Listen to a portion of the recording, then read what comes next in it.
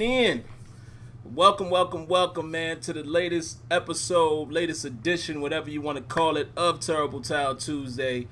I am your host, SimFBallCritic, running a little bit behind, but I know you guys forgive me, and I promise I will do better with that. But welcome, man, and before we get started here, man, let me just allow a few of you guys to get up in the chat and say what's up, say hello, making sure the audio and everything is correct and playing the way it should. Give me about 2 seconds here. Make sure everything is coming through, man. But how's everybody doing? I hope everyone is well. And I got my brother about to get Kenyon up in here as well, guys. And temporarily, I'm gonna put Kenyon on mute. But I will get him in here in a moment. Give me just a second.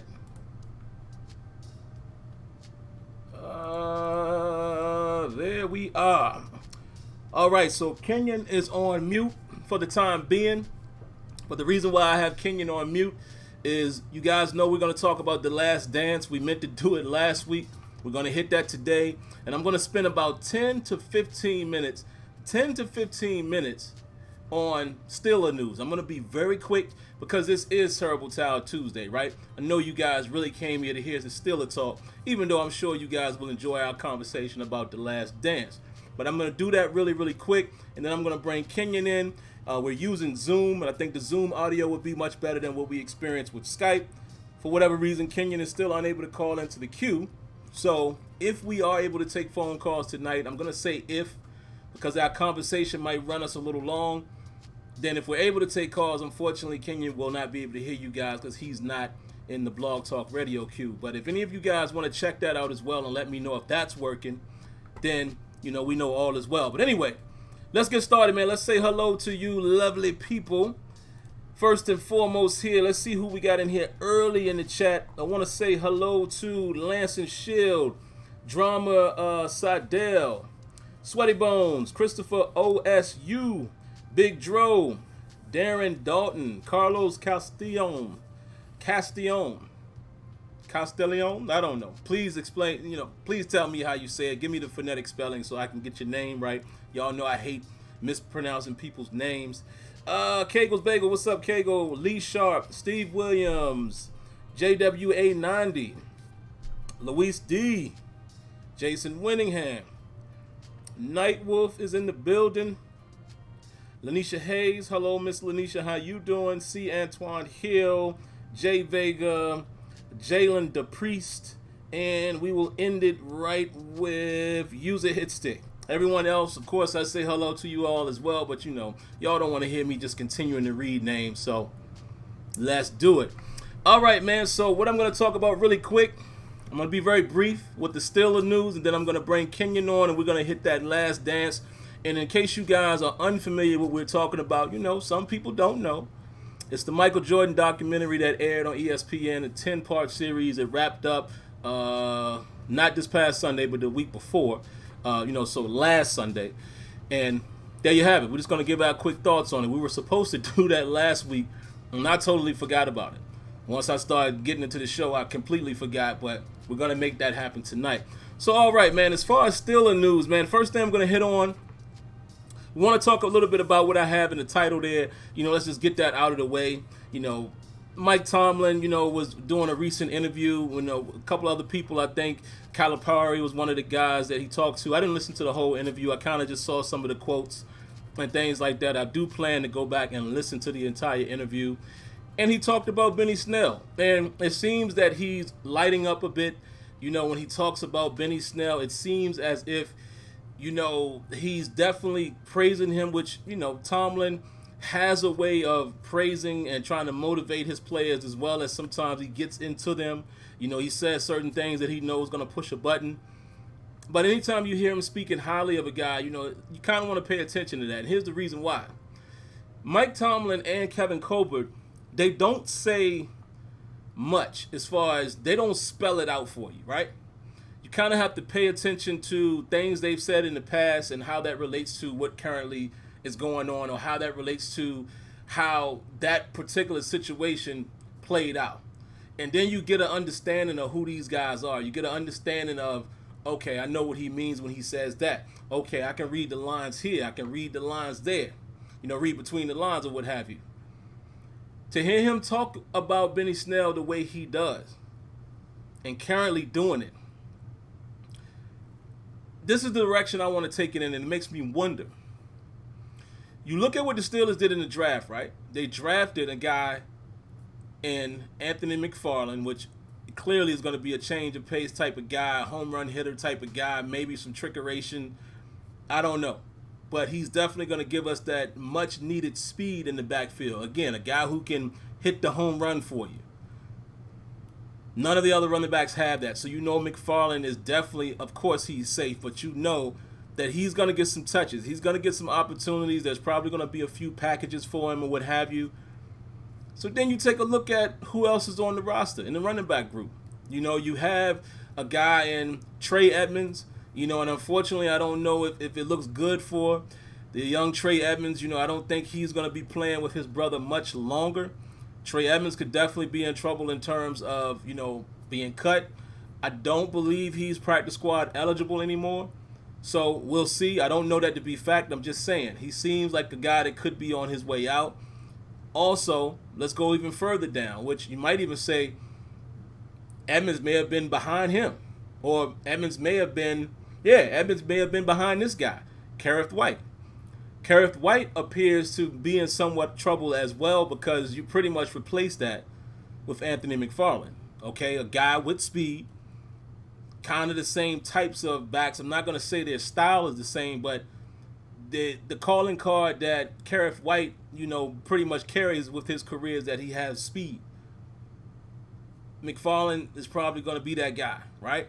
So Kareth White could be in some trouble as well. So let's talk about another guy that you would think would make the team. Considering the fact that if you think the Steelers are going to keep 4 running backs, Jaylen Samuels. He's another guy I think is on the fringe, man. He is the fringe of being possibly cut. I know some people don't agree with me with that, but I'm saying if the Steelers get into a dire situation where they feel like they only need to keep three guys on the active roster, you're not going to be able to get McFarland on the practice squad. If they get in a pinch, I think we're looking at a guy like Jaylen Samuels that could be in trouble as well. But anyway, let's get to the guy that I'm pretty sure y'all know where I'm going with this. James Conner could be the guy that's in not really trouble this year, but could possibly be in some trouble as far as being re-signed. Benny Snell can be your James Conner in terms of ground and pound. Is he James Conner? I would say no right now. I think James Conner has a little more pop to his run. He's not the fastest guy, but James Conner is semi-quick. He gets where he needs to go. He means business when he gets there. He'll lower the boom. I like James Conner, but James Conner has health issues. So if Benny Snell continues, because Tomlin also says expect him to continue to take off, that sounds like he's going to be a part of the rotation. If Benny Snell continues to be part of the rotation and he's successful in his pieces, his carries, and McFarland is going to get a share, and you expect Conner to be the starter, we could very well see James Conner walking out of the door at the end of the season and not getting re-signed. Because then they would be looking at Benny Snell, then you got Anthony McFarland, and then whoever else they want to add, maybe another running back comes later, or if they do keep Jaylen Samuels around, that still would be your top 3 at that point. So that's the reason why I kind of highlighted that. It wasn't really a lot to highlight in terms of Steelers news, so I had to highlight something, so we'll start with that. And just keep an eye on that. Keep an eye on how much Benny Snell is being used, and keep your eyes on, Tomlin's affinity for him, at the moment. So that's what I got on Benny Snell. Moving right along. Aditi Kinkhabwala. You guys know who she is. You know what? Listen, I don't have any issues with Aditi. I've always kind of been drawn to her only because, she was one of the reporters that seems to report on the Steelers a lot. So any of those people who seem to get the Steelers detail a lot, I would follow them. It's kind of watch how they do, how they ask questions, et cetera, to see who's the best of the bunch. But Aditi, if you pay attention to Tomlin's press conferences, she's always one of the ones that he jumps on. You know, because she be asking sly questions, and I get it. It's journalism and all of that. But he be chumping her if y'all really pay attention to it. The way he answered her questions is so funny. So she comes out with this comment, man. And again, I'm going to credit Steelers Depot for this because I didn't read it anywhere else. They said that she made a comment basically saying that it feels a little suspect that the Steelers are all in on Mason Rudolph and not entertaining the idea of another backup quarterback such as a Cam Newton or, of course, Jameis Winston when he was available. Here's the thing. This is all I'm going to say on this because I'm going to be very brief. How does it feel suspect? Like, what are you trying to imply? Think about it, folks. Y'all understand what that word means when somebody be like, that's a little suspect. What is she trying to imply? What could they really be doing what are they hiding? Or, what's suspect about it with Mason Rudolph? I don't know. I don't see the angle. I sat and tried to think about all of the angles that she could be attacking. I guess the one thing that some people are going to say is that they're going to stick by their man after the Garrett situation. I don't know. But I'm just saying, I feel like you're reaching a little bit, number one. Number two, for as much of the reporting that a lot of these professionals do, and again, I'm doing the air quotes, but I'm not trying to be disrespectful to her or any other journalist. I'm not a journalist. This is not my full-time job. I'm just a fan that's passionate about the Steelers that is nutty enough to follow the team in that type of manner. So I feel like I can offer an opinion. This is the one thing that a lot of the big-time media pundits seem to always miss. Steelers ain't got no cap to be paying. Listen, I don't know what Cam Newton would get right now, but I feel just off of, sheer pride, he's not going to settle for peanuts. I don't think he's going to settle for the league minimum and say, I'm going to just take this opportunity and see if I could be the starter in 2 years when Roethlisberger leaves. I don't think that's going to happen. Jameis Winston, perhaps that was a smart way to do it with him. And I don't believe that New Orleans paid him but so much. But I can see that. That makes sense. I can see him doing that. He's comfortable with the division. And again, a guy like Drew Brees is in the same situation as Roethlisberger. It's probably not going to be around much longer. I get it with him. But Cam ain't doing that. Come on, not Cam. Cam at one time was a star in this league. So I don't get why those ideas are always thrown at the Steelers and saying how stupid they are. And again, some of you guys watching this might feel the same way. And I'm not knocking your opinion. I'm just trying to lay out some of what you would consider to be facts. Most of us know that they don't have a lot of cap room. So that right there lets you know that one of the higher names or the more recognizable names in the quarterback market, the Steelers was not going to be able to pull that off. But I don't think that has anything to do with them being high on Rudolph. Of course, nobody wants to be wrong, right? Nobody wants to be wrong. So they're going to at least allow Rudolph to prove that third-round pick right going into his third year. So that right there, it should be the logic. I understand people look at what happened last year, and I get it. But come on, man, you still got to use logic. But that's my thoughts on that. So moving right along, guys, I swear, so we can get to this last dance stuff. The next thing I want to talk about is, I don't know if you guys are familiar with Pete Prisco of CBS. He's been there for years. But basically, he did a top 100 list for 2020, and he pretty much snubbed Minkah Fitzpatrick. And I'm going to go out on a limb and say this. It was definitely a snub. Look, I don't have to be a Steelers fan to recognize a couple guys from the Steelers team last year, maybe three, that you could arguably say could probably be in the top 100. Close to the top 100, at least with all three of them going into this season. Those names, for me, would be. This is one guy that you may or may not consider, but let's just say him first because he'll be on the lower level. David DeCastro. Now, I don't know if he made it or not. I didn't look at the full list. I'm just saying, if I wasn't a Steelers fan and I just was a football fan, which I am as well, love football, I watch all the games that I can, I would be able to, on the outside, recognize, yeah, David DeCastro, one of the best guards, if not the best guard in the league, especially on the move. He just is. TJ Watt, which again, I don't know if TJ Watt was on the list. I'm just saying, these are people that you can clearly tell. That guy's a stud. He's one of the best pass rushers in the league by far, at least last year. So going into this season, I would say, yeah, he's one of the best. And then, of course, Minkah Fitzpatrick, which we know was not on the list. How do you not consider him a top 100 player? Because I would assume when you do these things, you look at all the skill positions on offense and defense. Find me a better safety than Minkah Fitzpatrick as far as this season he had. Now, I'm not saying that he's the best. I mean, I'm not going to be a homer like that, but he might be. Find me a better safety than Minkah Fitzpatrick last year. So you telling me that he's not better than 100 other guys? That's crazy to me. That's crazy to me, folks. So that's just my quick Steeler rant right there.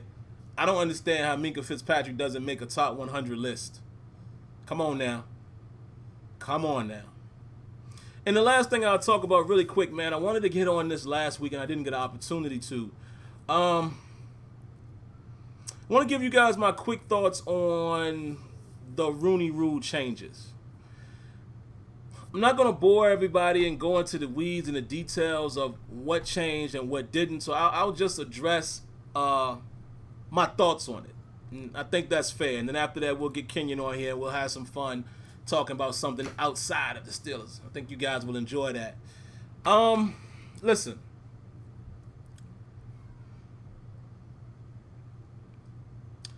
At first, I didn't know how I was going to attack this, so I'm not even going to try to. I didn't try to pre-plan anything. I'm just one of my best attributes for people that don't know me is and this is not patting myself on the back, but I perform well in the moment. That's just who I am. I've always been somebody that can just cut the camera on and start talking.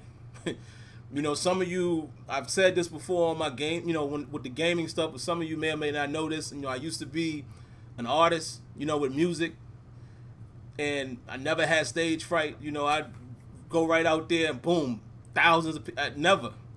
I'm just one of those people that's always been able to perform when the lights were shining. So I didn't come up with any, you know, pre-planned speech about how I felt. I'm going to just let it rip. So let me address this first.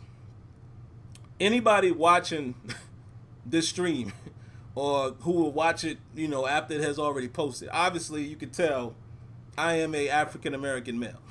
I am a black man. So obviously I may look at this Rooney Rule a little different than others, right? Let me address another narrative too. Some people say that Mike Tomlin only got his job because of the Rooney Rule. Listen, I'm not going to argue that. Maybe so. Like, has it ever occurred to anybody that the people who create the rule would then do exactly what they say for others to do with the rule and then they actually get a hire? That ain't impossible to believe, so I don't understand how that's a slight to Mike Tomlin. When, again, when you're talking about the organization who came up with this rule, maybe, just maybe, since they came up with their rule, they practiced what they preached. And they ended up getting a darn good coach, in my opinion. I mean, I'm not going to argue that opinion tonight. You know, people feel the way they do about Mike Tomlin. I'm not here to change your mind or encourage you otherwise. But I feel like he has been a great football coach for the Pittsburgh Steelers. He's been a winning coach. Has he let us down in some big moments? He has. Bill Cowher did too. And I loved the chin. That was my guy. But yeah, Mike Tomlin hasn't been perfect. But Mike Tomlin has been a heck of a coach, in my opinion. So even if the Rooneys took a shot at it, And it worked. Oh, it worked. Great job, Roonies. But let's attack it from this angle.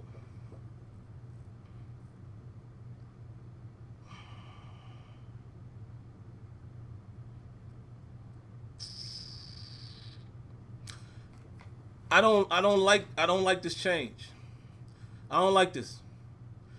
Let me tell you why I don't like it. The biggest thing that's a bugaboo for me is incentive. You're going to incentivize someone for including more minorities and going through the minority, protocol when hiring for certain staff positions and head coaches, et cetera, GMs, et cetera. And keep in mind, guys, it's minorities. I know in America, a lot of times when you say that, we're talking about the black community. But minorities include a lot of other people, man. You have your Hispanic, I don't want to say that, let's say Latino or Latin community. You have the Asian community. I mean, there's bunches of different communities that are not prevalent in the NFL on the sideline in no position. So, yes, there's a problem with the NFL. There's an issue with this. It's a huge issue. Okay? There's no getting around that. And anybody who thinks otherwise, I don't know what to tell you. However, let me say this. Here's the caveat. I feel like it should always be the best, the best, what's the word? Candidate. It should be the best candidate regardless of what he is. Because, again, as a black male, I'm also not one of them people that feel like just because somebody's black, they're supposed to get something. Nah. Let me tell you right now, there's a good amount of African-American head coaches that we've seen, or even position coaches that we've seen in our time in the NFL. I wouldn't want them as a head coach. I wouldn't. Some of them are just not good coaches. Some of the white male coaches are not good coaches. So, to me, it should never matter what somebody's background, skin color, none of that should matter in the NFL or anywhere. But this is America, folks. I mean, and I'm not going to get political. We're going to leave that alone because this ain't the place for that. But all of us have eyes and ears. We see what's going on, what has gone on in this country. It's no surprise to me that in the NFL, there's not as many minorities or a certain percentage of minorities in top-level positions. It just is what it is. So, in short, I will say this. I like the changes in terms of them continuing to try to improve the process. I do not like the incentive piece. That, to me, is completely ridiculous. That's in draft picks and all this, draft positioning. Come on, man. Because you know what you're going to create. You're going to create a team that's willing to just do it just so they can get the incentive. It still ain't genuine. To me, if you're asking me the way it comes off, that's more of that's more discriminatory than anything else. By just straight up being like, all right, we'll give you a lollipop if you just interview someone else or give someone else a job. Come on, man, that's crazy. But like I said, I'm not going to beat up the Rooneys. Listen, they're trying to improve the process. I just don't think that's the best way to do it. No. That incentive piece is very, very, very, very debatable. I don't like that. Don't like that. But those are my thoughts, man. Yes, I definitely think that minorities, and you know what? If y'all want to be real about it, I'm going to say it if nobody else says it. Minorities also include women.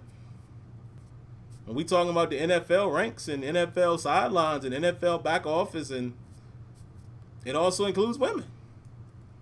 So, yeah, I'm in favor of that. And like I said, minorities include a lot of different people groups.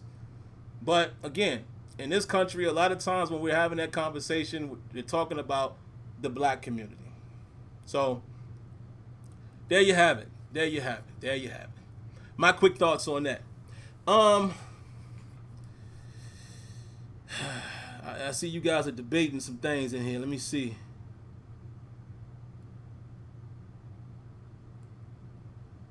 Yeah, we'll leave that alone, man. I know, I want to get in the comment section and see how you guys feel about that. But like I said, I want to bring Kenyon on now so we can start talking about, the Last Dance. Maybe I'll spend a few minutes in here. So fire away, guys. I'll spend a few minutes in here and read a few comments. Then I'll get Kenyon in, and we'll finish the show with that. We'll finish the show with a good solid 30 minutes or so on that.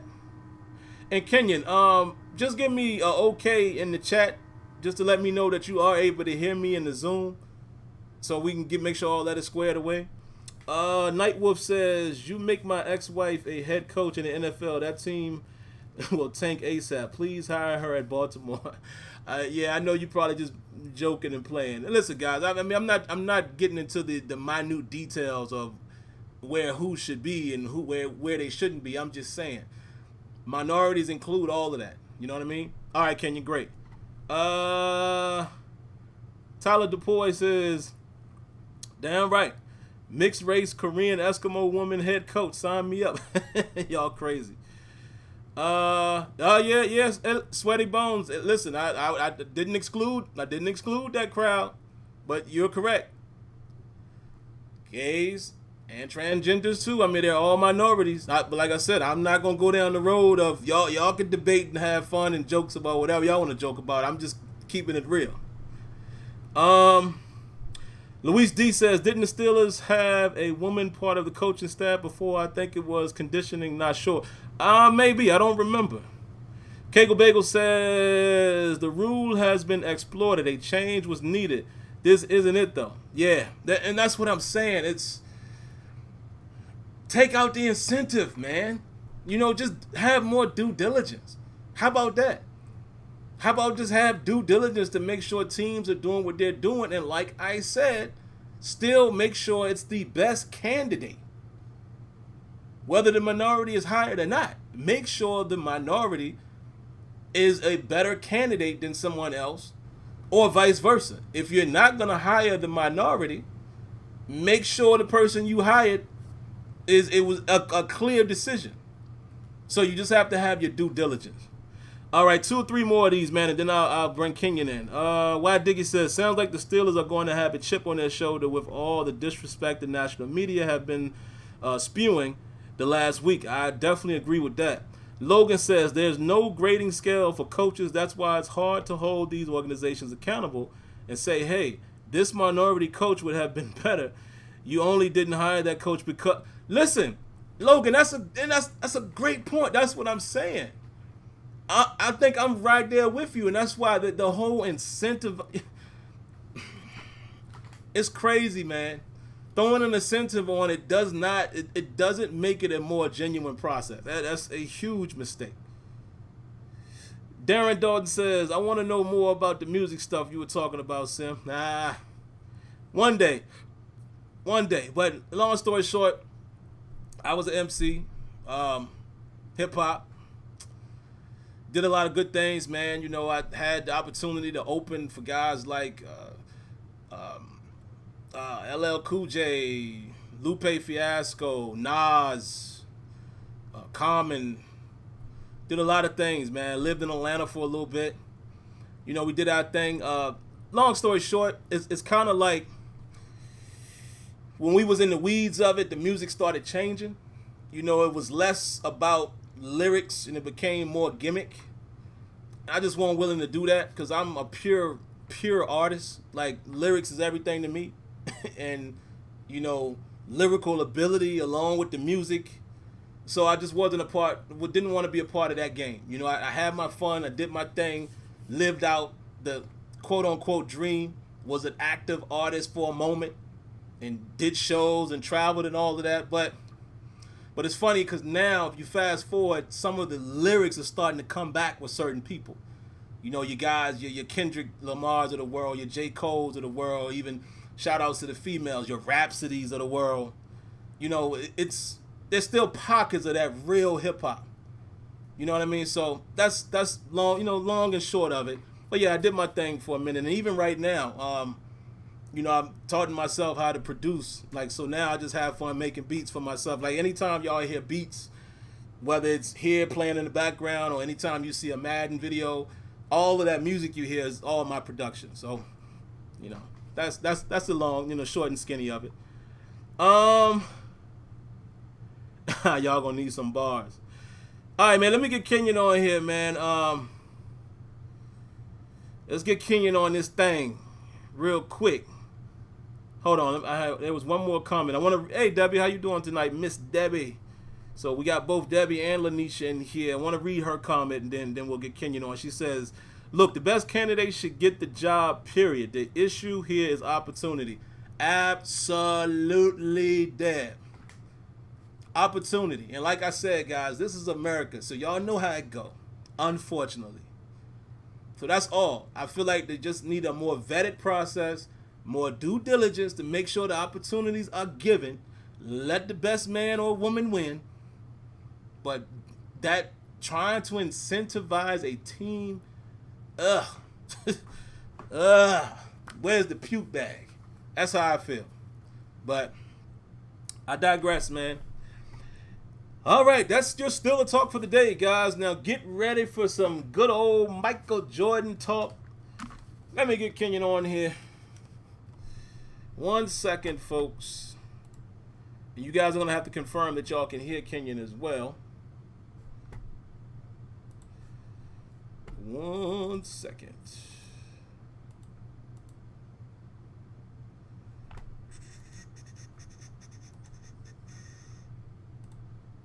All right, there we go. I believe Kenyon is on. Kenyon, can you hear me?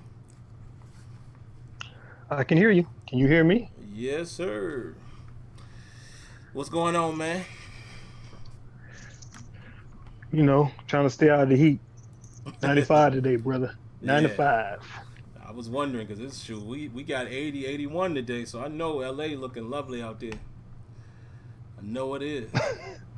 Looking lovely. Looking, not feeling.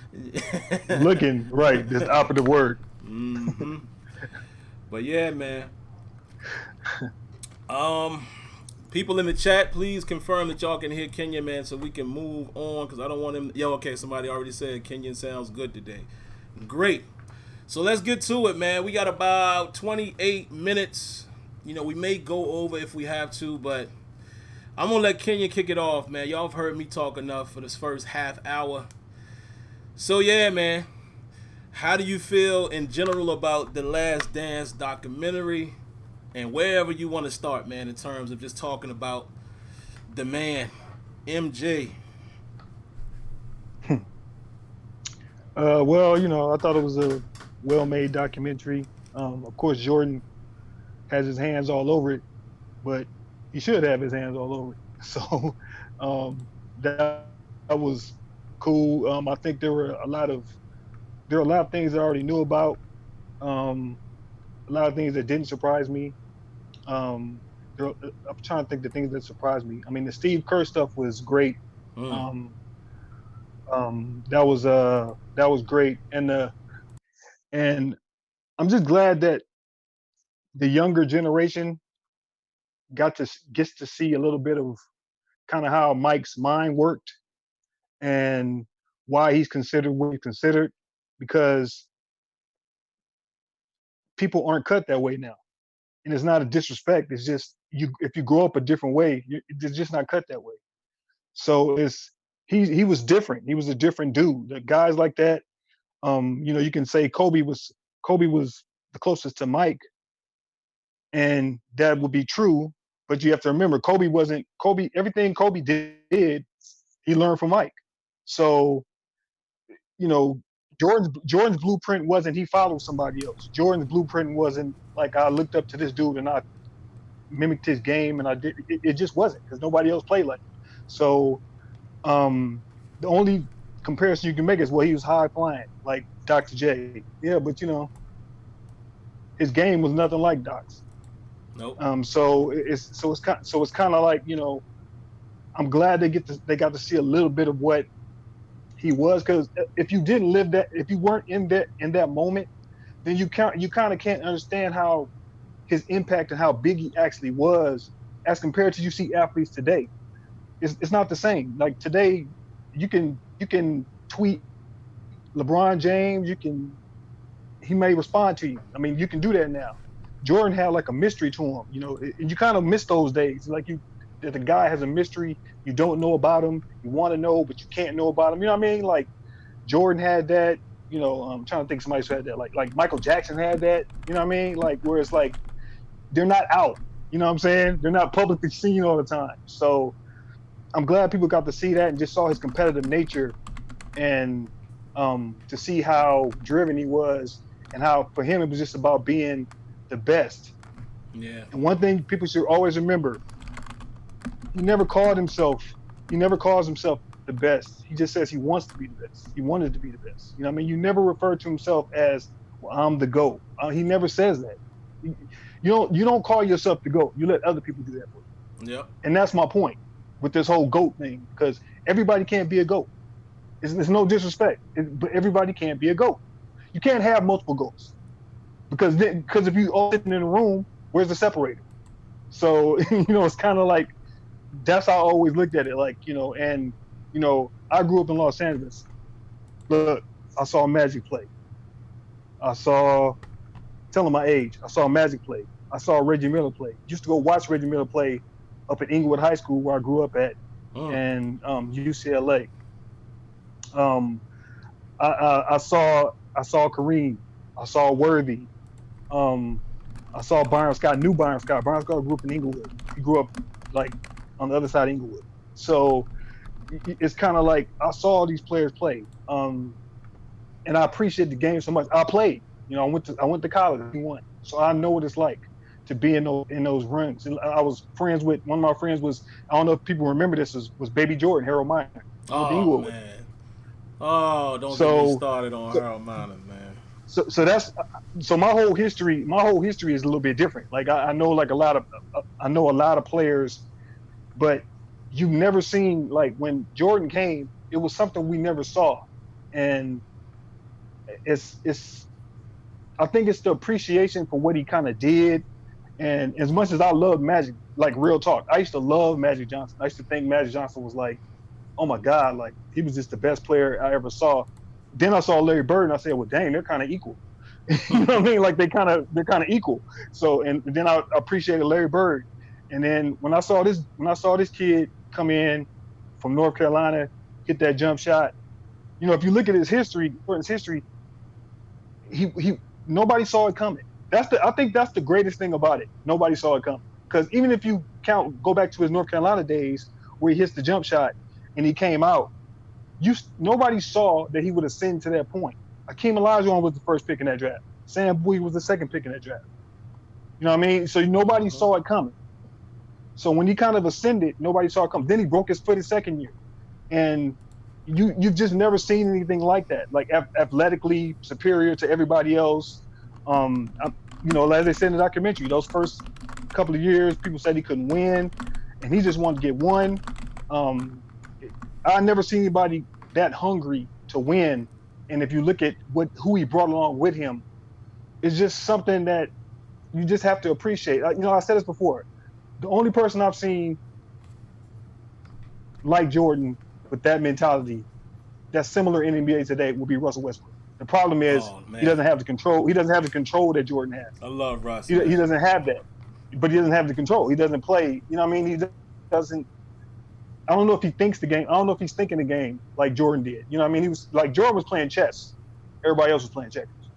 That's the best way you could put it. You know what I mean? So it's kind of like, watching him play. And then I would say the female version of that would be Reggie Miller's sister, Cheryl Miller, who I saw play live, and who was female basketball players. People don't know, but she's the greatest basketball player you've ever seen. But she never got to play in the WNBA because it didn't exist. You know what I mean? So she was before that time. You know what I mean? But those type of players, when you see them, it trips you out. If you wonder why Reggie Miller was the way he is, think about it this way. Reggie Miller is in the Hall of Fame. He's considered a top 10 shooting guard of all time. I guess you would put him in the top 10. Yeah, I'll put him in the top 10. You know what I mean? Maybe top 7. He's the second best player in his house. Think about that. Yeah, everybody say that. Yeah. So that's kind of crazy. So it's you know, it was just a documentary that, you know, I've seen a lot of documentaries like, you know, the OJ 30 for 30. I thought that was great. Excellent. Dreams. I love Hoop Dreams because it just shows you the struggle and how, you know, how two players, how their parallel lives go through. But this one, and When We Were Kings with Muhammad Ali, excellent. Love that one. And that was like probably my favorite one. Seeing this, it just kind of made me say, wow, that's kind of crazy. He's, you know, even with the good and the bad. I mean, it's so funny. Me and you always talk, Sam, about when you were watching, you were going through the Game of Thrones thing. We said all of those players are shades of great. That's what Jordan was. Shades of great. You know what I mean? It's not all great, not all good. Some of it is bad to some people, but some other people like that. Some people like that. Like for me personally, if he was getting on me, like that's good for me. Like I don't need to be motivated, but that doesn't bother me. You know what I mean? It just doesn't. It never has. But some people, they're a little bit more sensitive, and that would affect them. So I think it was an excellent documentary. I think it's something. I'm just glad people got to see it, and you know, that's my first initial thoughts on it. But what were your thoughts? Because you are younger than me, so you may have a different perspective. It was very interesting, man. And some of you guys that know, you know, that watch, you know, the other podcasts I do on Thursdays with my man Smitty, more of a gaming thing, but me and him are younger, so our perspective was kind of like, I remember watching Jordan, but I wasn't, it's the same thing I say about the Steelers now. I wasn't the guy that knew all the business, and I was just a youngin' watching, you know, like, man, this guy's great, but I didn't know. So for me to really learn the motivation behind a lot of his stuff and to find out, like him crying after he won that championship hit different. I never knew that's why he was crying, because his pops, man. I never knew that. Yeah. You know what I mean? I just figured his passion was taking over. You know, like we've seen him cry the first time, but his dad was there. But for them to even throw the sound on it too, I was like, oh man, it just hit a little harder. Like this dude was boo-hooing and crying thinking about his dad like that. But yeah, man, it just, I've always said to me that Michael Jordan, to me, has always been the best. You know, from the time that I started watching, and then of course, you know, the Kobe era, the AI era, which is one of my favorite players of all time, for my own personal reasons. Same reason why I like Westbrook.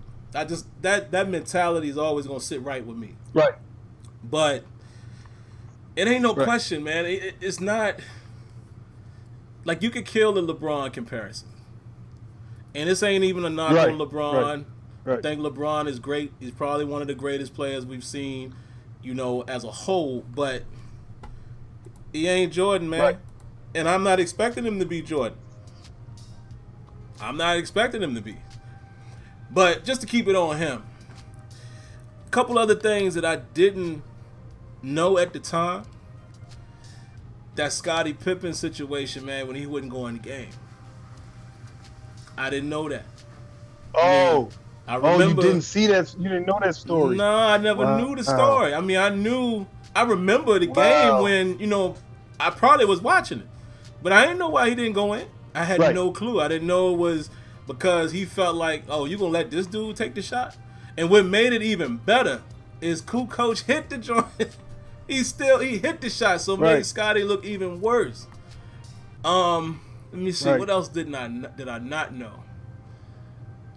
Well, let me interject right there while we're here. Yeah, go ahead. That Scottie Pippen moment, that situation right there is the reason why he was always the number 2. You understand what I'm saying?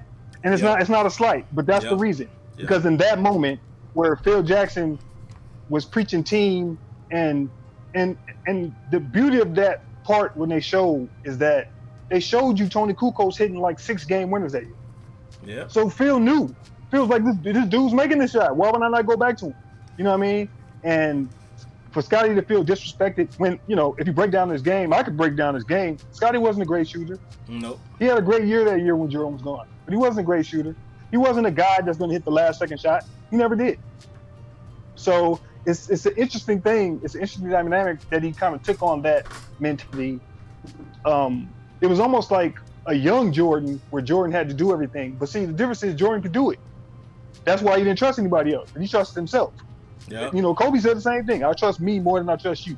You know what I mean? It is what it is. But Scottie in that moment, and it's funny because there's been rumblings that Scottie was pissed off. I'm like, but everything that happened in that situation, that was all you. And then you doubled down in the documentary. Oh, man. Said I would do it again. That made it worse. So it's like, now it's like, yo, what are you talking about? So it's, as I said before, I think the roots of Scottie's situation, the roots are because he signed that bad contract when he first got in the league because he wanted to save his family and help his family out, which is what you do, but he wasn't thinking long term. So you understand what I'm saying? And another thing that they didn't put into the documentary is he had a bad back. Yeah. That year he signed the deal. So technically, if he should have gotten surgery to fix the bad back, but that's a risk because in that era you don't know if you come back from that bad back. You understand what I'm saying? Like Trace McGrady had that same issue. Remember, he had to retire from it. So and Larry Bird had a bad back. So he kind of risked it and took the money. And when people that try to defend him now say, well, they should have renegotiated. It's funny because Jordan said it. Reinsdorf doesn't renegotiate. If he's never renegotiated, why would he renegotiate now? Why would he do it? You understand what I'm saying? Is it right? No. But is that his policy? Correct. Yeah. It's like the Steelers. You can equate it to the Pittsburgh. You can say, well, the Steelers should pay Le'Veon Bell. No. They have a standard. Le'Veon Bell's not on the Steelers anymore. You understand what I'm saying? Like, it's kind of like people I understand both sides, but it's business. So you have to look at it the way they look at it. But that moment to me, not even to me, but that moment was the Scottie Pippen would never replace. He will always be a number 2. And another thing people don't want to talk about, look, man, Jordan made Scottie. I mean, he's a top 50 player of all time, people say, but Jordan made Scottie. He made him. If he went to Seattle and just played his original draft pick, he would never become the player he was. Because people don't talk about that. Scottie was soft and he was mentally weak in certain situations. The migraine game, I mean, they played it out. The migraine game, the sitting out of the play, threatening to hold out, getting the surgery, not getting the surgery, and then taking that summer off that year. So all those things that people try to defend, I'm like, you can't defend that because Jordan's mentality was like, look, man, I'm trying to win chips. You know what I'm saying? Like, he was like, I'm trying to win the chip. I don't care what you're going through and such and such. Let's get this chip and then you'll get your money. Like Jordan knew, look, Scottie was eventually going to get paid, whatever. But the relationship has soured so bad between Krause and Scottie, and actually Krause and all those players, those main players. Krause is playing it as the villain.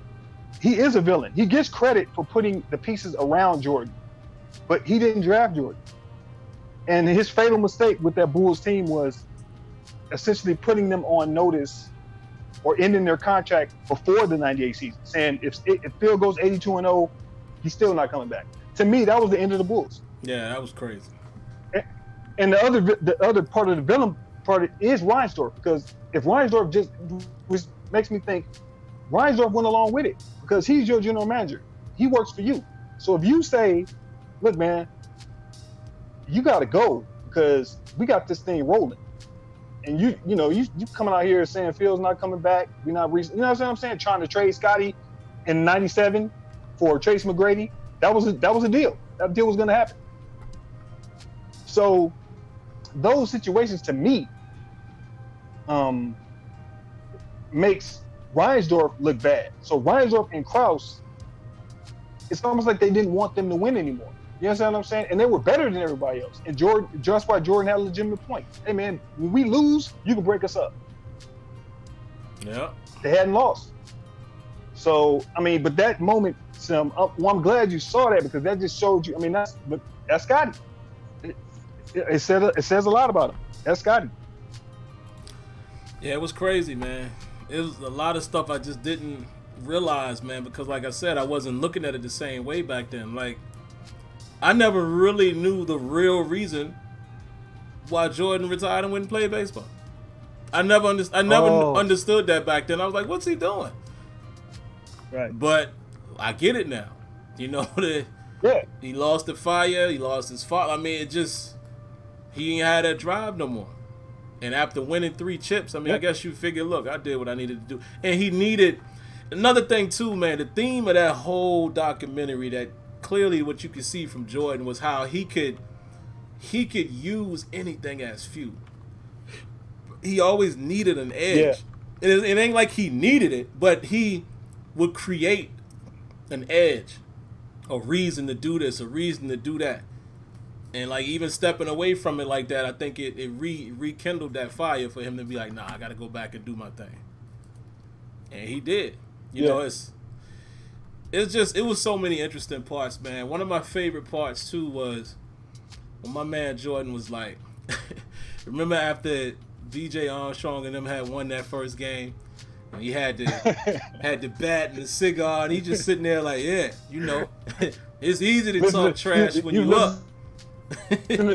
Yeah, he was listening to Joe. Like, you hear Joe in the background. I'm like, that's Joe. Yo, that was the realest moment. He was like, nah, real man talk when he down. Now we'll see. We'll see what's up now. Like, man, it's just his mentality to me is just unmatched. I ain't never seen nothing like that. Like, that dude demanded his teammates to not be him, but you're gonna have to be the greatest you. Oh, I'm not fooling with you. I ain't got nothing to talk about. But I think that's the thing. It was a method to the madness. You understand what I'm saying? Like, it was a method to his madness. Like, people say, why would you do that? Because he wasn't thinking about right now in practice. He's thinking about when we're playing the Knicks. He was thinking about when we're playing the Nets. He's thinking about when we're playing Indiana in the playoffs. And I need you to hit this shot, or I need you. I said the Steve Kerr stuff, where Steve Kerr. The one thing I didn't know that I always thought about that story was I always thought Jordan punched Steve Kerr first, and then Steve Kerr was like, "No, I hit him first," and I was like, "Wow, that's crazy."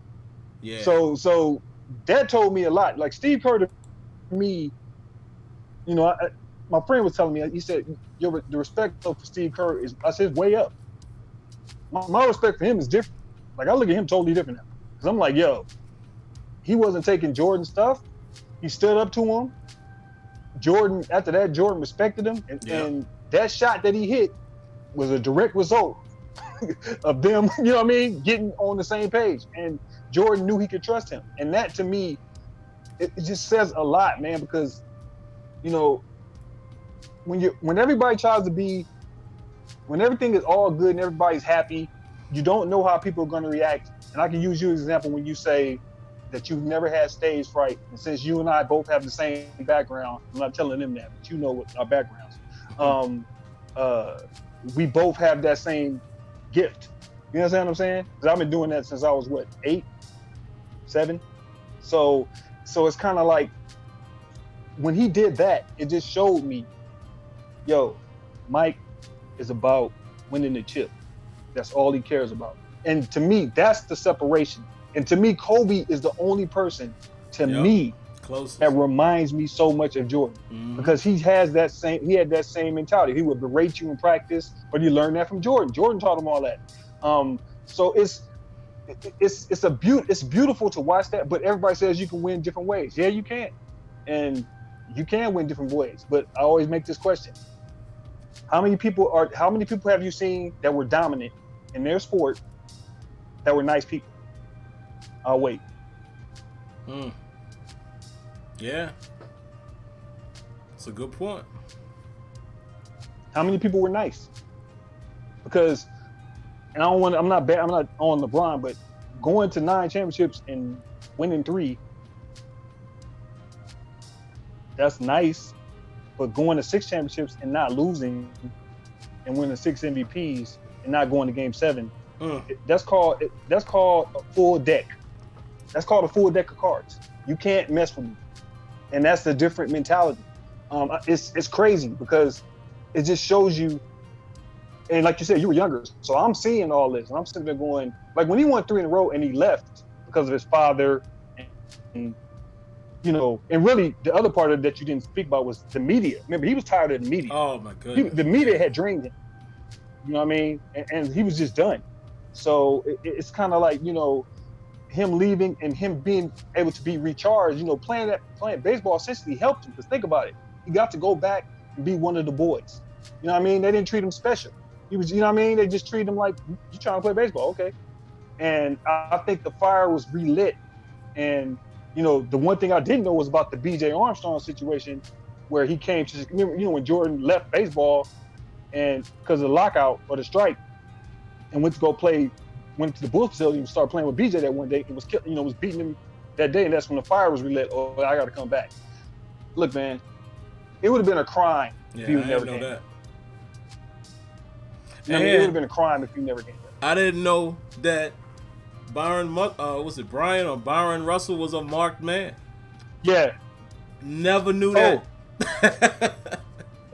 And I'll tell you a quick story. Here's the weird thing. Byron Russell played with a friend of mine at Long Beach State. Like I played ball with him. I've been in the gym, and I never knew that story. Where Byron Russell, he wasn't a guy that talked a lot of stuff, but I guess it never ceases to amaze me how many people would try, like you say, Jordan would make up stuff to slight just to get him motivated. So he'll make up a lie in his head just to motivate him to kill you.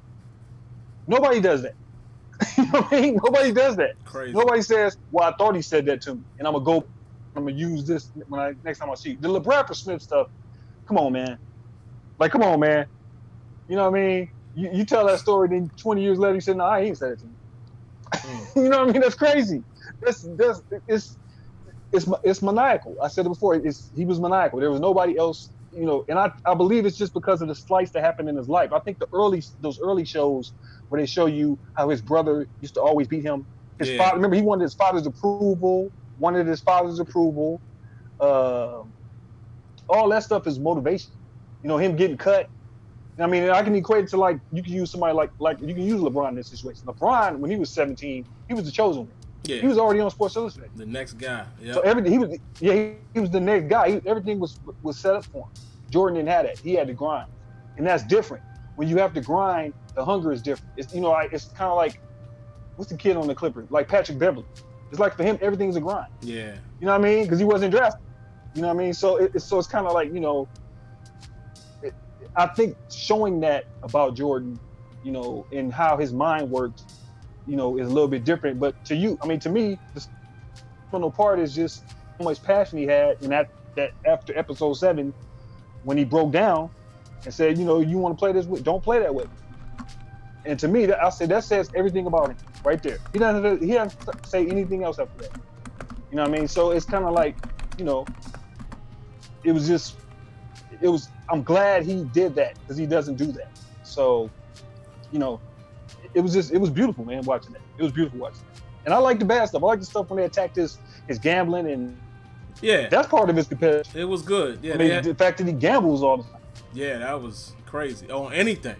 How they was in the back, with the security guys, they like flipping coins and stuff. Like, what the? This dude was wild, man.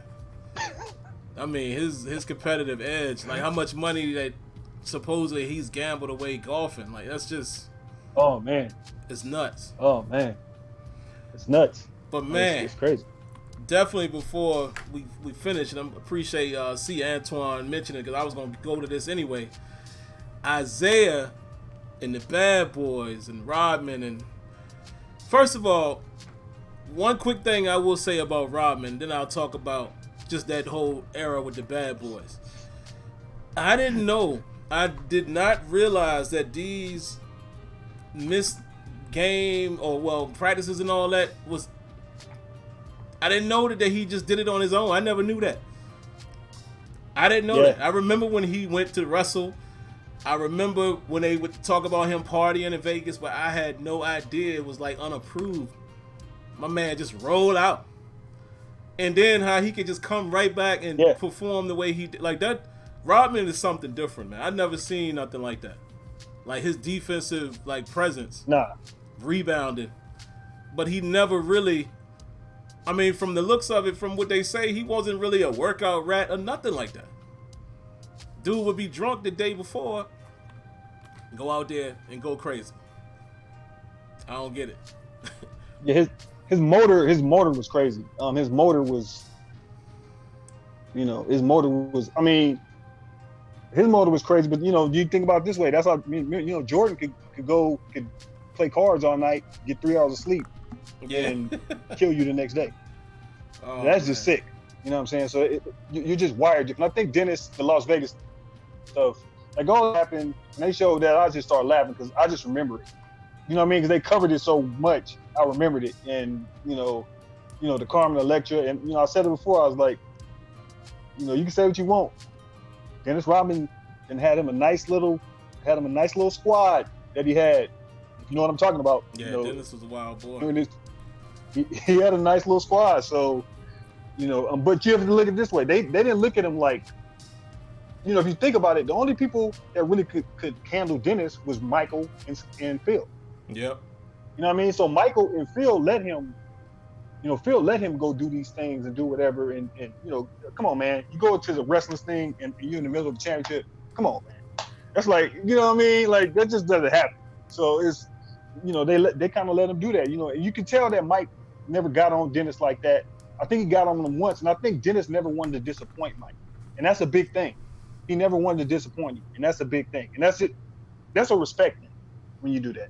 So, but yeah, if you want to talk about the Bad Boy Pistons, my goodness, you can start that off. I already know where I'm going. Man, you can start off. Boy, it's so funny when you look back. When you was able to watch it, you remember. But it's so funny to see how far the game has gone away from that. I remember, like, playoff fouls and all that started in that era.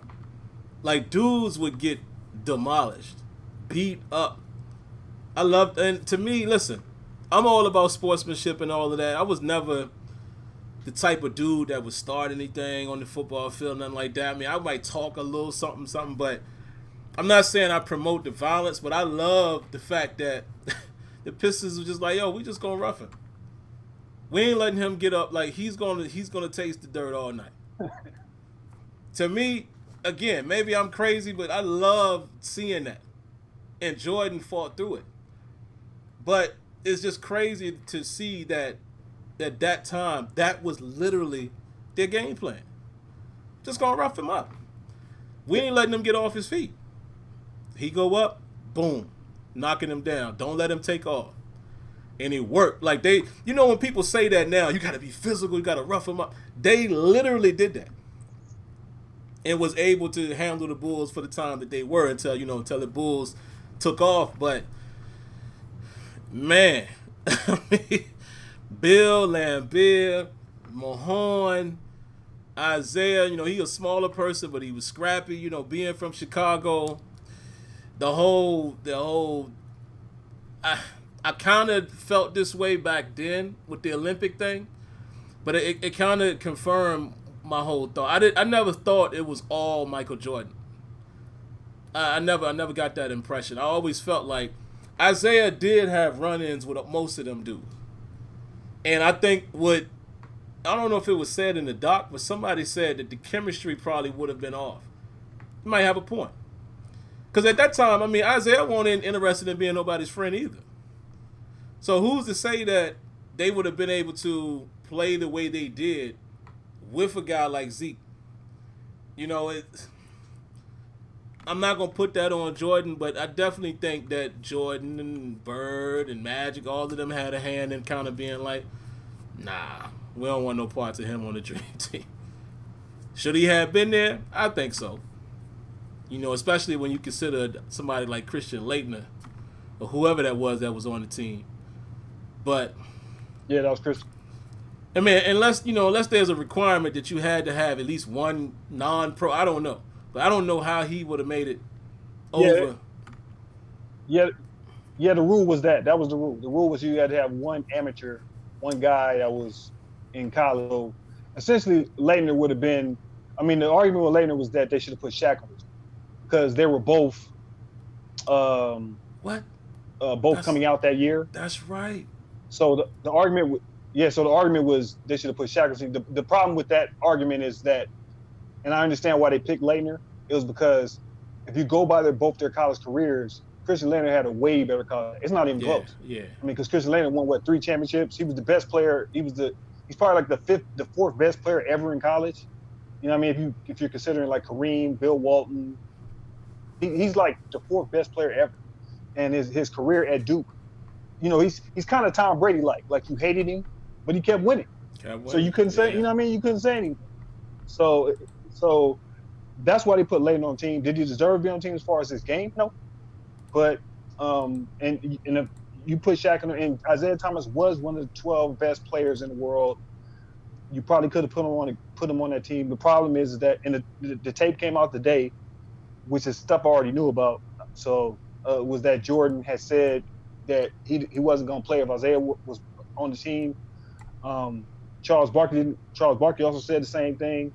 Magic Johnson said the same thing. Karl Malone said the same thing.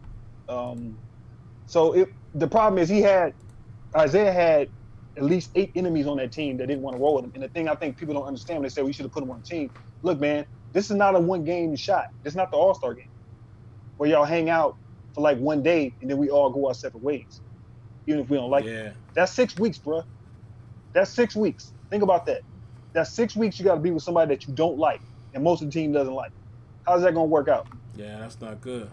He'd have messed around and he would have been the AB of the dream team. Exactly.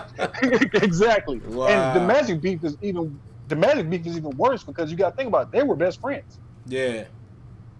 And the thing about why Magic and Isaiah have a beef, I'm not going to get into it, but I know why they have a beef, why they had a beef forever. It's because of what Isaiah said about Magic. Because remember, that's right after Magic had to sit out because of HIV diagnosis. Yeah. It's really about what Isaiah was spreading around, Isaiah, and that got back to Magic. Yeah, I think I remember Isaiah kind of had a few accusations on how he contracted it. Yeah. He was saying that Magic was doing this and that. And so that got back to Magic. When Magic heard that, he was like, "Oh, okay." And then when they got the call for the Dream Team, because when they called for the Dream Team, this is the part they didn't tell you about, is that when they called the first people they called was Magic and Larry. They called them first. And then I think they both said, "Are you going to get Mike?" And that's when Rob Thorne called Mike and told him the situation. And Jordan first said, "No, I'm not playing, because if Isaiah's on the team, I'm not playing." You know, so people say, "Well, you put him on the team anyway," because I said it just wouldn't have worked. Nah. It's a hangout thing. That basically was a hangout trip because they weren't going to lose. No, that was a hangout trip. They definitely won't lose. That was spreading basketball. Yeah, so that's a hangout trip. So I think it's, you know, and as far as them beating up Jordan, look, you know, I know I'm not disrespecting. I love the NBA. I love how the game is played. I love ball. It's my second love. And it's, you know, I love how it's played. I love the free-flowing style of it, the way the game is played now. But it was just different. I mean, you would just get hit, beat up. Yeah. A lot of cats that's playing in this era could not survive because they're already sensitive on social media. So anything's gonna happen, they get into a game and somebody just whacks them. Like the Pistons were just whacking Jordan. They were beating him up. But to me, that made Jordan even better. Yeah. Because once he got to the weight room, he couldn't do it anymore. That was it. And as far as Pistons walking off with the handshake, and Isaiah's holding on to that story. He's gonna hold on to it for the rest of his life. Look, man, that was shady. That story would have been great. I'm just saying that story would have been great, and Isaiah would have been justified by being the. And look, I had no problem with him walking off. Nah. But Jordan's point is correct. If you respect the game, and when they showed you those clips of Jordan shaking hands, they interviewed the losing player in that series. They never do that on the court. Now, you never see that. You know what I mean? Jordan was shaking hands with the Pistons, hugging Isaiah and them, saying, "Congratulations, go on to win the championship." He gave them respect. He respected the game. Even like Karl Malone. Remember when they showed how he came on the bus after to congratulate them? Like come on, man. That's sportsmanship right there. Come on, man. That's sportsmanship. So when Jordan did that and then Isaiah did that move, everything Jordan said in that moment, it just made so much sense. Because when they showed you Jordan just shaking hands with everybody, I was like, Yeah. wow, Yeah, that's big. wow, because he didn't have to do that. He didn't have to do that, and he did it. And he took his lumps. I said it before. He took his lumps. That the Eastern Conference was a beast. People always try to do comparisons. I'm like, look, man, the Eastern Conference in the '80s, the late '80s, the '80s to the '90s was that is the greatest era of basketball ever. That is called the Golden Age. It's the greatest era ever. If you look at all the Hall of Famers in that era, it's crazy.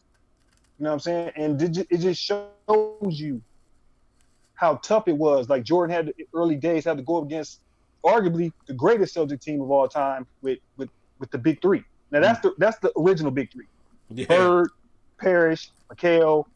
They had a big four. Dennis Johnson. You can say whatever they were just deep. I hated that dude, man. And I could not stand that Dennis dude. Johnson. That dude, he was nice though. Yeah, he I had was. to give him respect. So yeah, he was. You have to go through. You have to go through the Pistons. When the Pistons dethroned the Celtics, you got to go through the Pistons, and the Pistons won 2 in a row. And a lot of people, there's been rumors, people saying, well, when the Bulls beat the Pistons, the Pistons were old. No, Isaiah Thomas was 29, Joe Dumars was 27. The only person that was old in that team was Bill Laimbeer, if you want to consider 34 old. And that's not, you know what I'm saying? The rest of those guys were young. Their main core, Isaiah, Dumars, Rodman. Rodman was what, 27, 28, 27. So come on, man. They just beat him. Once they beat him, that was it. You know what I'm saying? It was over. Once they figured him out, that was it. So, the Pistons helped Jordan. You do miss that era, and I know some of you. I do miss the physicality. I do wish we still had dudes that can get clotheslined, like Kurt Rambis getting clotheslined by Kevin McHale in the finals. I wish we had that. A part of me does, but I understand why they got away from it, because they wanted people to score more. So, which makes it even more incredible that Jordan averaged the points that he averaged in that era. Think about it. That's the defensive era. Man. He's averaging 30. In his career scoring playoff average is 37. So I always make this analogy about LeBron and Jordan, and it's the easiest analogy I could ever make.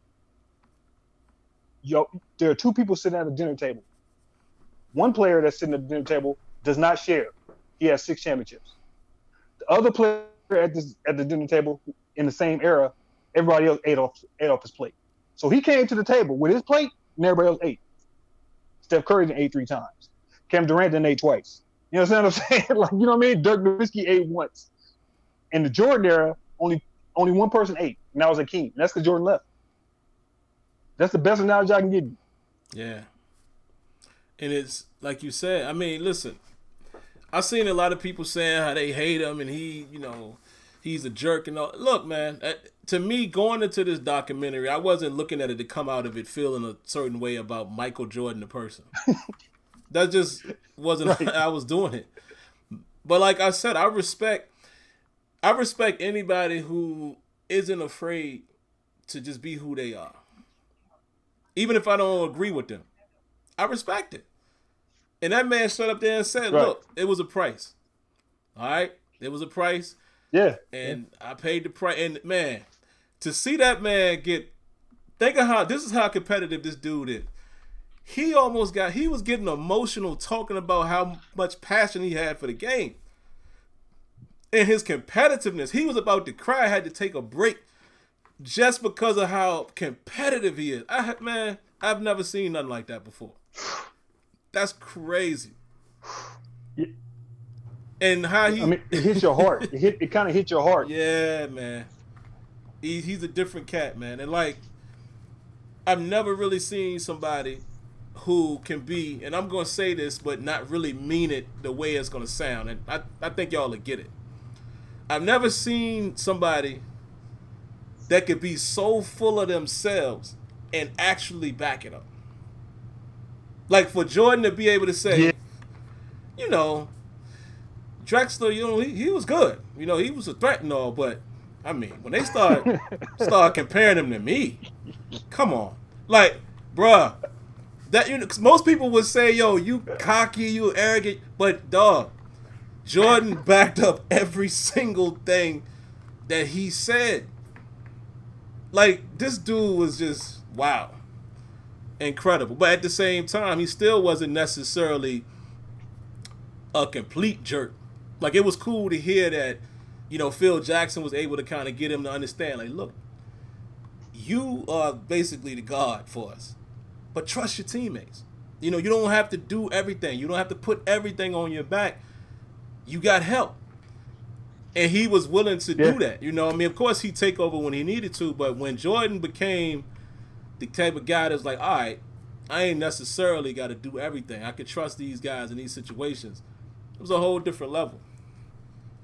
But that man would get offended of somebody saying that they was anywhere close to him, or how he laughed at Gary Payton because Gary Payton was saying, I clamped him down. Yo, that dude, Jordan is a nut, man. It's a wild boy, man. The one thing I would say to you that was beautiful about that is that, it wasn't like he was trying to be like, it wasn't like he was trying to be cocky. It was just almost like, and I said this before, if you're a basketball player and you're always humble and you don't have no cocky in you, you're not good. Yeah. I've never seen a great basketball player that wasn't cocky. You know what I'm saying? I've never seen any field you want to go to, artist, whatever. You got to have a little bit of, I don't like you. A little bit of, look, man, you're not on my level. You have to think that way because that's how you get to that level. You know what I'm saying? So with the Clyde situation, I mean, I do feel bad for Clyde because I think Jordan's slight with Clyde is that Portland chose Sam Bowie. You know what I'm saying? Way back when Jordan was you know what I'm saying? And he was like, oh, this okay. And they were trying to, when they pumped it up and said, Clyde is on his level, Jordan was like, man. You know what I mean? The Gary Payton stuff is even more funny because Gary Payton didn't back down from Jordan, and Gary Payton is a wild boy. He's rough. Yeah, Gary Payton is from Oakland. Yeah, he's rough. Yeah, but Jordan made a great point. Look, man, I wasn't thinking about him. I was thinking about something else. And then when you see the context of what happened after about his father and how hard it was, so he was basically struggling in that series, probably trying to hold it together, and just probably wanted to get the series over with. You know what I mean? He probably just wanted to get it over with because he was thinking, this is my first time when my father's going to be able to see me play. You understand what I'm saying? Like that's kind of tough. So that was a big thing. But to me, Reggie Miller, is the person coming out of this where you say to yourself, look, Reggie Miller gets the ultimate respect. Yes, sir. He doesn't care who you are. Like, he was like, look, and Reggie will tell you, look, Jordan is the best basketball player ever. But he'll always say, I don't care. And look, I'm glad people got to see that Reggie pushed off. That was a legit push. Oh, man. And he pushed them off. Horribly pushed off. Yeah. But look, man, that's how it is. Yeah, they don't call it. Because, for years, I had this debate with people all the time. Jordan pushed off on Byron Russell, man. I mean, I will say this, though. It wasn't, would I have called that a foul at that moment? It wasn't egregious. Right. He kind of just helped them along. Because but that second angle that they showed you, that angle we never saw, it makes it even worse that it's like, well, he really didn't push him off because when you see Byron Russell, he's leaning. He's already going. Yeah, he's gone already. He's like, yo, man, it's already over. It's already over. You know what I'm saying? So he just trying to guide him that way. Look, man, get off the way. Let me hit this. So it's kind of like, but Reggie, to me, for a dude who's wiry, skinny, and I'm telling you, if you saw Reggie Miller, I've seen him a couple of times, met him a couple of times. If you knew him, he's wiry thin. He's Kevin Durant wiry. He was Kevin Durant wiry thin, and you would think, man, that guy can't be tough. That's what you would think. That would be the initial thing. You think about light-skinned guy, hazel eyes. You know what I'm saying? You thinking like he's not tough. Yeah. And then you start realizing, yo, man, this dude, he was a monster. You know what I mean? He just. All those players that you appreciate, Charles Barkley, another one of my favorites. Karl Malone, Sean Kemp before he got big. When Sean Kemp was young, I wish young people could have saw Sean Kemp in his prime with Gary Payton. I'm just telling people, you think these guys now playing power forward got hops? This dude was 6'10" with a 45-inch vertical and was dunking on people. Go look at the tapes on YouTube where he dunks on the guy. He dunks on a man from Golden State, and my man shook his hand in the playoffs. I love the one, shook his hand. The famous one is when he hit him with the points. That's my favorite one when the dude fell on his back. Right. Oh God, man. Yo, yeah. It's Sean Kemp was a monster. Look, man, that Seattle team. The Rain Man was that bad Seattle boy. team. That team was bad. It's just look. It all comes down to the same story. They just couldn't. They couldn't beat them. I mean, the Knicks. We didn't even talk about the Knicks. Where they were beating. Where they implied they used the same tactics that Detroit used. Yeah. And I'm glad people got to see that play where Charles Smith is underneath the basket, because there are Knicks fans that will tell you he got fouled. But when you watch that film, he did not get fouled. Yeah, it definitely didn't. He just didn't finish. He just didn't finish. So and Pat Ewing, I mean, Jordan gets on Pat Ewing to this day. You got to think about it this way: Jordan beat Pat Ewing when he was a freshman, and he terrorized Pat Ewing for his whole career. The Knicks would have a championship if Jordan was not in the East. Think about that. Yeah. They'd have a chip. Man. Shout outs to Patrick Ewing too, man. Prayers to him, man. He got that COVID-19, man. God. Yeah. Can't nobody escape this thing. But hopefully he'll be all right, man. Nobody. But man. And one more point that we got to talk about that we didn't talk about. One more point we got to talk about. The Dream Team practices when he got back in shape. That was genius. To hold those practices and to pick up basketball and just start studying dudes and taking notes. Okay, this is what I'm gonna do when I come back. While you filming, I'm gonna do this when I come back. Come on, man. Come on, man. Come on, man. Like you said, Sim. Like you said, there's nobody cut like that. There's nobody cut like him, man. Just not, man. This dude built a hangar to work out in with all of the best players. I mean, you saw the clips. It was some studs out there when they were young. Studs. Studying everybody. Reggie Miller. Oh, man. Reggie Miller was there. Juwan Howard. It was some NBA studs. And I was like, that's crazy. He's studying these dudes. Studying them. Like, when I get back in, okay, I'll be back. Okay. And I'll see y'all in a couple of months or so. And that's the year they went 72-10. That's crazy, man. It's look. I said it before, no disrespect to no other players. Everybody got their list. And I tell people all the time, look, my list is simple. It's Jordan, Kareem, because I think Kareem Abdul-Jabbar has had the greatest basketball career ever. If you factor in all three levels of his life, he won 4 state championships in high school. He won 4 championships at UCLA and lost 2 games his whole time at UCLA. And then he won 5 championships. That's the greatest basketball career I've ever seen in my life. I've never seen that before. Like you're never gonna see that again.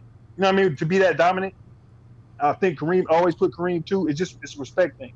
And people have Kobe at 3.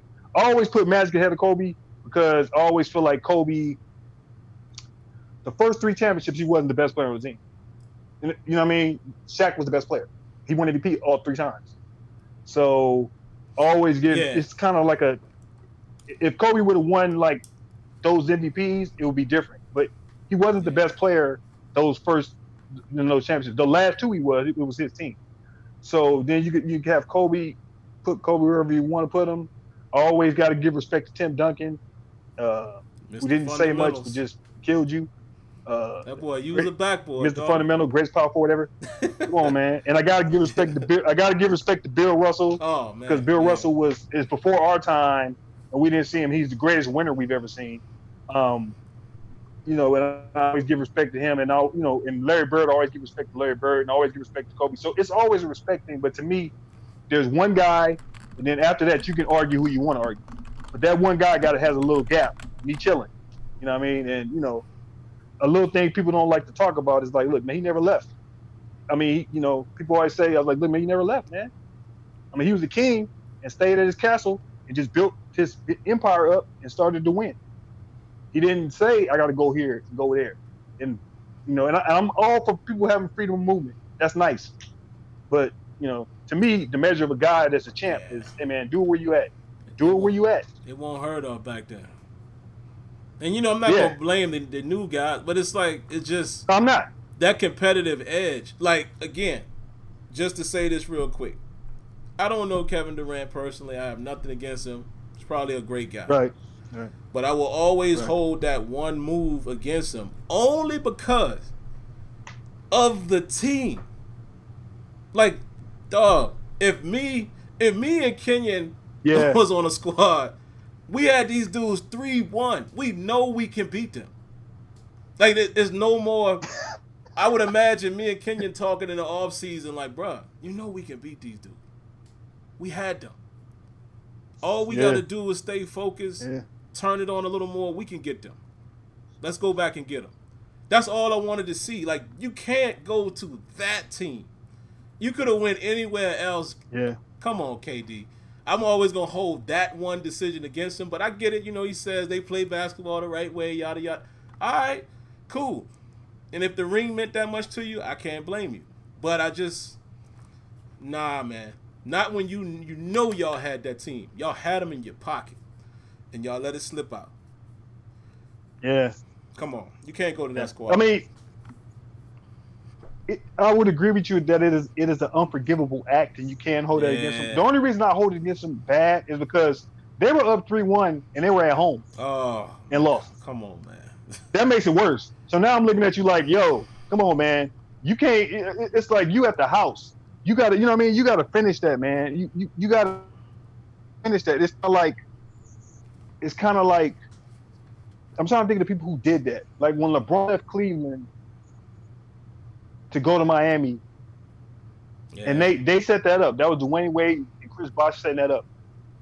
To me, I looked at him. I just looked at him different after that. You know what I mean? And there are a lot of people that like LeBron and think LeBron is the greatest player of all time. I always say you can't be the greatest player of all time, be 3-6 in the finals, and choke against Dallas. Because if you watch that series, it's not like they were doing anything. They had Jason Terry on them. They had an old Jason Kidd, and he could not post up. He averaged 14 points in that series. You know what I mean? So to me, I always say to myself, you can't be the greatest player of all time and choke in the finals. I don't care if you shoot bad. If you go 9 for 21, but you win, I'm going to give you credit. That's more respect. If you don't shoot and take yourself out of – I mean, Dwayne Wade kept them in that series. If you think about it, he kept them in the series. He kept them in the series.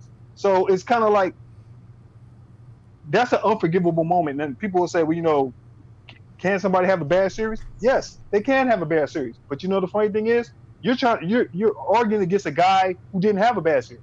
You understand what I'm saying? Like you're arguing against a guy who never had a bad series, who never lost, right? Who never went to 7. You understand what I'm saying? You can't argue that. It's like you're arguing against, like, come on, man. And accumulating stats, and you play Madden Sim. It's like getting a high score in a video game, but you can't beat the last boss. You know what I mean? But you're showing me all these stats. Like, I did this, I did that. I say, yeah, but did you win?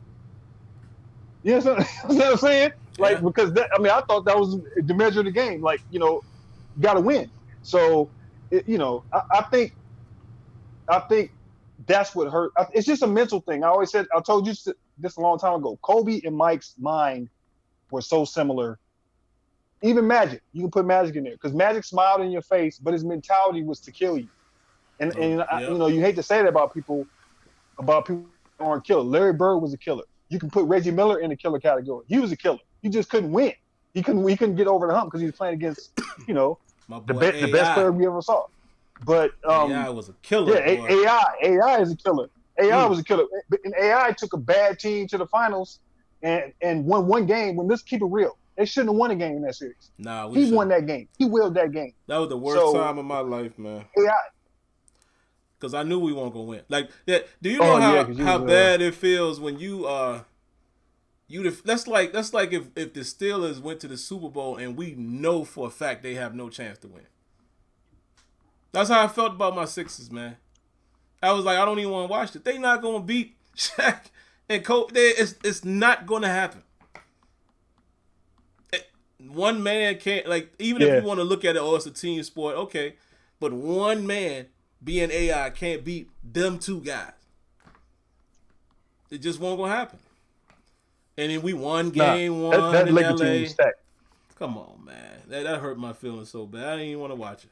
I knew we weren't gonna win. It was just nothing to be excited about. AI gets the ultimate respect from me. I think AI, playing basketball, to me, he's like the You know, I said Isaiah Thomas is the greatest little man I've ever seen play basketball, but I think AI is like right there, and I think it's the reason why I always give Isaiah the edge is because Isaiah has moments in those. It's the chips and the He got moments them where chips. Yeah. you know, we and then that when he had the bad ankle when he killed Michael Cooper for 44 points. Now, let me tell you something. I told Michael Cooper that situation when I went to his camp.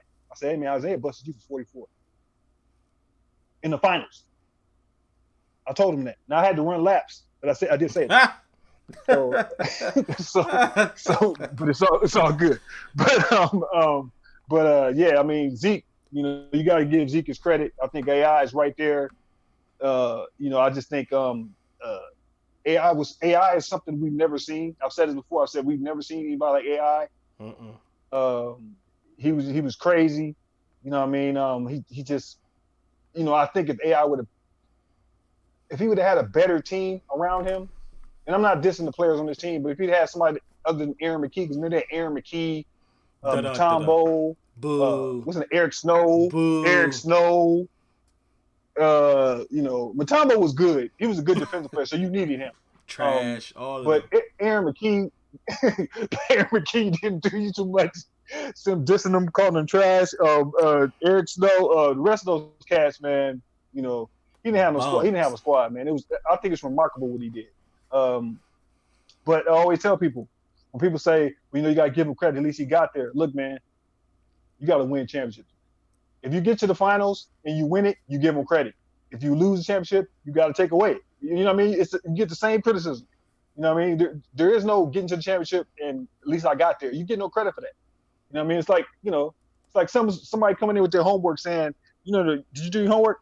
Yeah, I was going to do it, but, you know, I did all this other stuff, but I didn't do the main thing because, like, you know, my dog ate it. You understand what I'm saying? Like, you can't get away with that. You know what I mean? You can't skate with that. So it's I just think that I'm with you, Sam. You know, I'm not a Philly fan. I got a friend that loves Philadelphia. He loves AI. I felt bad for y'all. But look, y'all have a championship in y'all lifetime. And I did get to see that. I was a kid. I saw it. So I did see Dr. J win championship with Mose Malone. So, you know, that was great. So, you know, I never see the Sixers. It's not all bad. Win. And I'm facing that reality. I don't think I'll ever see him win a championship. It ain't gonna happen. You can't say that. You don't think this team can win it? No. Not with Ben Simmons. I love Ben Simmons, but you can't win today's basketball. You can't just be what Ben Simmons is. You gotta be able to shoot, man. You gotta at least be able to, you know, pull up 15-footer, 12-foot something. Ben Simmons don't even think about it. And he's still as dominant as he is without shooting. It's crazy to me. But when you know you don't have to defend a guy like that on the wing, you know, nowhere, no mid-range, stop Embiid the best way you can. They haven't put enough shooters around them. I don't see it happening. Look at what happened when J.J. Redick was there. But see, when they had a shooter. But that's what I'm saying. They had a shooter. So I don't know. I mean, to me, Philly's mistake, if you want to have a real conversation, Philly's mistake is that you don't re-sign J.J. Redick. That was a mistake. Like because you need guys around. Won't see him win. Look, this is my thing. Let me put it this way. If you traded Joel Embiid, I'm not saying they're doing it. If you got rid of Joel Embiid and you let Ben Simmons be like, he would be essentially be LeBron, the point guard forward, and you put shooters around Ben Simmons, they would have a shot. Yeah. Because my thing with Joel Embiid is, I'm just gonna keep it 100 with you. Soft. Is that he doesn't. I'm not even gonna say he's soft. You know what he is? He's soft. He's injury prone. Yeah, he's injury prone, and like little nagging injuries bother him, and that to me says a lot about you. And I mean, when little things bother you. I mean soft like his not necessarily the injuries and stuff, but I mean like Joel. Okay, if Joel Embiid, and I know this ain't fair, but I'm gonna say it because he's a big man. If he had Shaq mentality, as far as on the court, oh my God, come on, man. Oh. Joel don't play. He don't play like he don't play like he's a guy that slightly resembles Elijah Wan with his footwork. He don't play like that. He does not play with his back to the basket and take over the game that way. If he just has a little more edge, enough. Like he has flashes of it, but he don't. Come on, man. He don't have it. He don't have the killer instinct. He's 7 feet. He's a 7-footer that's playing a new age game and wants to shoot threes, and it's not really a strong part of his game. Instead of essentially putting his butt down in the paint where he should be and just dominate.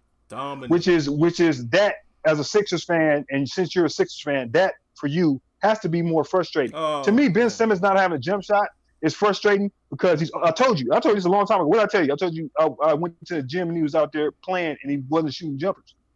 Remember I kept saying that? He was just going to the hole. And I was like, come on, man. You got to work on your jump shot. That's what you're doing or something. You add something to your game every year. Yeah. And you can't stop I told you he was running around with the Kardashian chick. Yeah. You know what I mean? And running around, y'all in LA, running around with them. You know what I'm saying? You know, I told you before. That's a family of, a family with no talent will take away your talent. Man, listen. I ain't saying no names, but y'all know who I'm talking about. Not to be rude, and Miss Debbie, Miss Lanisha, please forgive me. Yeah, but Kim showed y'all exactly what that family was gonna be able to do to eat. I'm just saying. So I can only assume that them sisters must be cut from the same cloth, because I tell you, boy, anybody come around them, man, they just I'm just saying, listen, I'm just gonna be real for a minute. I did not know who this girl was until the whole Ray J situation. She was just a chick. People had to tell me, they was like, oh no, that's old boy's daughter. Oh, okay. Had no idea. Didn't know who she was. But now, look at what happens. Look at this empire that they have built off of her back, literally. Off her back. And the rest of them sisters must be the same. They must got, That's the best way to put it. Like the fellas say, they must got that fire, brother. Cause these two be done for. Wow. I'm just gonna say this. I'm not gonna say it while we in the chat. This is a conversation off camera or off phone with me and Sim. I have some stories. Some true stories. Yeah.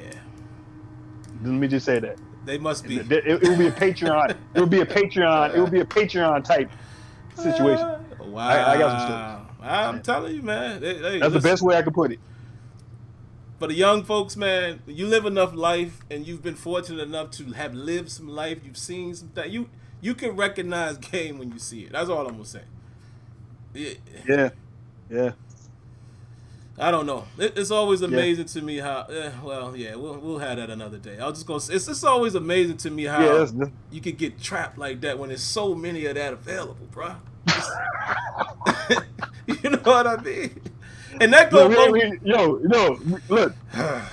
We're veering off the path. This is a everybody in the chat. We love y'all, but this is a private conversation. And that goes both ways. Have this conversation on air. By the way, it goes both ways. So it goes both ways. To the lady listeners, I would say the same thing. It's more than just that guy.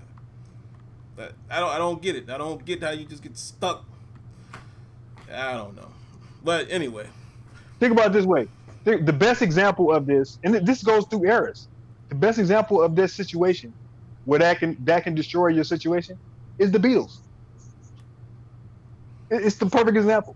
The Beatles are the perfect example. The Beatles were the biggest group in the world. They were selling more records than anybody else. What broke the Beatles up? John Lennon came into the studio one day with Yoko Ono. And she started saying, you guys should put this in the song. And they were like, what? And then that was the end of the Beatles right there. That was the end right there. That was the end of the Beatles. Man. I'm just saying. They make you do some strange things, brother.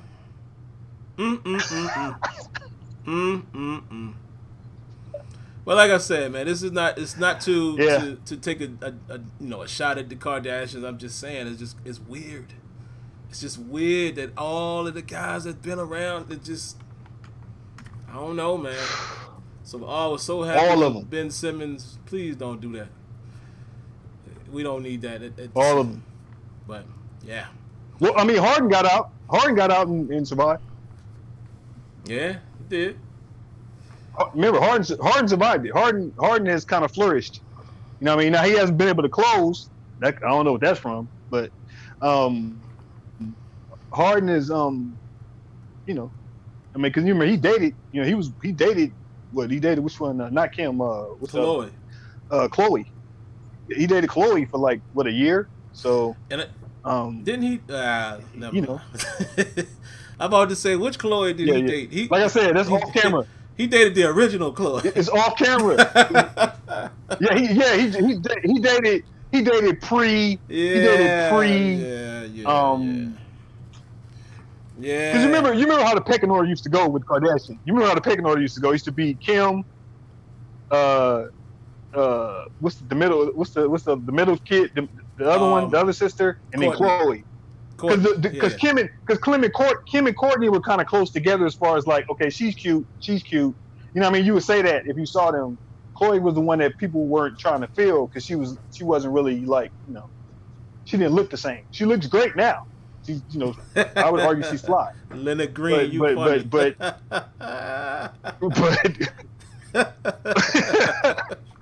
I just saw that. Man. Hey man, I'm just saying, bro. Leonard Green. Wow.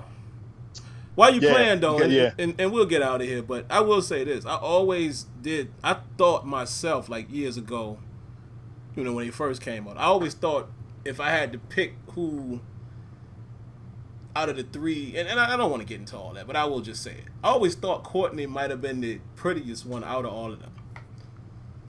Really? Yeah. I always thought that. Because to me, at that time, and we talking like 6-7 years ago, at that time, to me, she looked the most natural, if you will. Oh, okay. So to me, I always was like, well, you know what? That might be the toughest one. Kim just had everything else. I got to tell you this story on camera. Yeah, I got a story for you, bro. I got a story for you. A real one. Like, yeah, I'm gonna freak you out. But I can't tell you on that.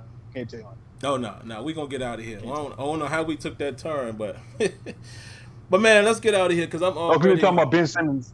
Oh yeah. I'm probably already in trouble because the missus. Yeah. Said, you know, how long you gonna be today? Oh yeah. Y'all know when those questions come.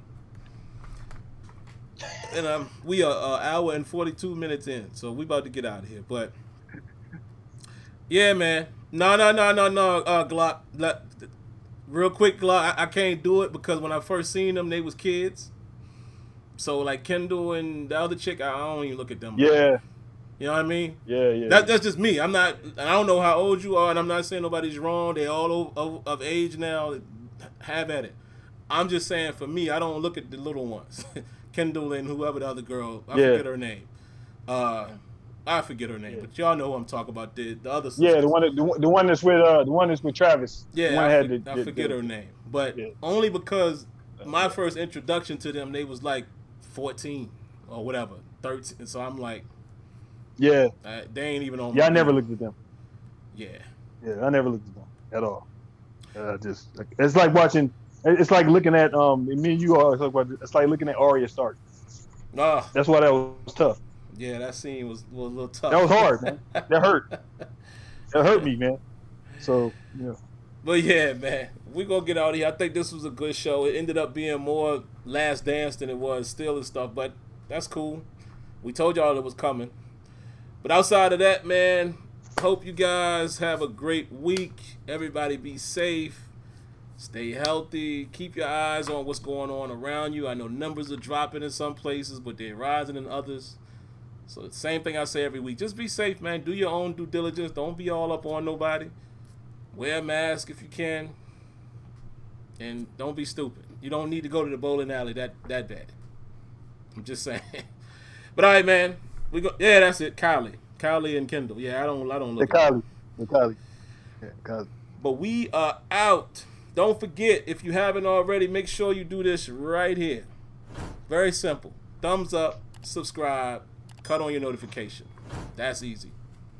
And if you guys would like to donate, that information is in the description. That's all I'm going to say on that. But other than that, catch y'all next week. Be good. God bless. Good night. Peace.